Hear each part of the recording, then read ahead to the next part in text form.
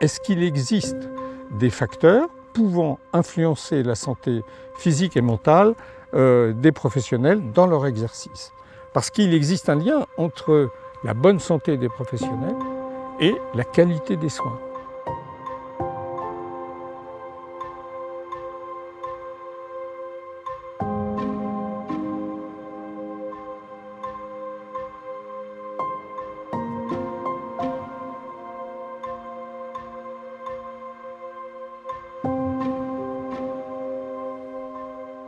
S'il n'y avait pas eu le Conseil de l'Ordre, j'aurais jamais pu m'en sortir financièrement. Je ne sais pas trop où j'en serais aujourd'hui, mais il y a des chances que j'ai été dans la rue.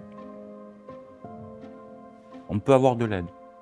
Même si voilà, j'avais des dettes à la Carpinco, j'avais des dettes de partout, on peut quand même se faire aider. André, en fait, il a envoyé un mail en disant qu'il avait des problèmes de trésorerie pour régler sa cotisation. Je l'ai appelé, on a pris rendez-vous, il est venu me voir au cabinet. On a eu un entretien de visu pendant quelques heures. Et là, c'est là qu'effectivement j'ai fait sa connaissance et il m'a expliqué un petit peu tous ses problèmes. Les problèmes seront peut-être dus directement au travail, un épuisement professionnel, ou des problèmes familiaux ou financiers. Donc le soignant doit se rendre compte qu'il est vulnérable au même titre que tout le monde. La vraie difficulté, c'est de s'ouvrir à l'autre. C'est pas facile quand on est dans des situations de dire je vais pas bien et est-ce que tu veux bien m'aider? C'est un sujet qui m'est sensible et auquel je m'intéressais déjà avant, et je trouve qu'il y a un vrai enjeu pour nos confrères de pouvoir les accompagner en cas de difficulté. On n'a plus comment dire, la lucidité pour prendre des décisions importantes ou pour faire certaines démarches. J'avais essayé de contacter par moi-même la Carpinco, j'avais essayé de faire bouger mon assurance, j'arrivais pas. En cas de problème, bien sûr, on peut contacter son conseil départemental en cas de nécessité. Le conseil régional, par ses référents RPS, pourront coordonner tout cela et accompagner les conseils départementaux dans cette action, bien sûr. Il y a 14 délégués régionaux qui se sont réunis régulièrement depuis 2 ans pour élaborer une stratégie de manière à mettre en place justement cette détection, cette information, cette sensibilisation des risques psychosociaux à destination des kinésithérapeutes, tant salariés que libéraux.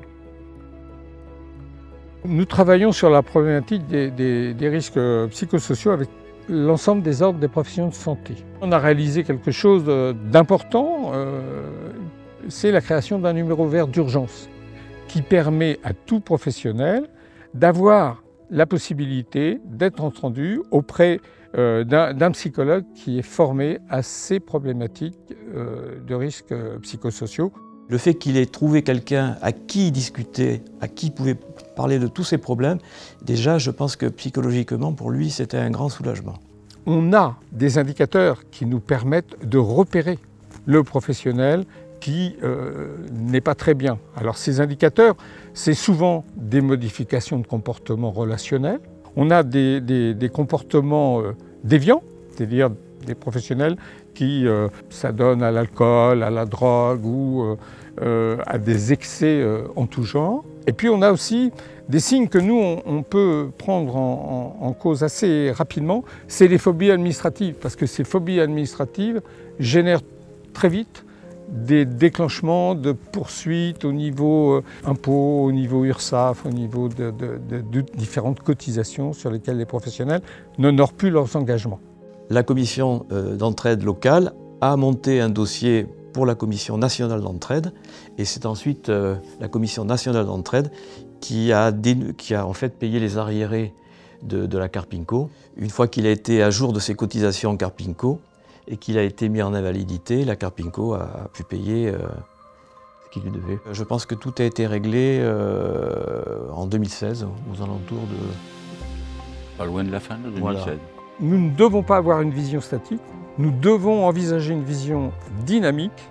Et cette vision dynamique nous amène à imaginer qu'on puisse avoir un observatoire qui serait chargé effectivement de noter comment ces facteurs de risque et comment la connaissance de ces facteurs de risque évolue au niveau du processus des risques psychosociaux.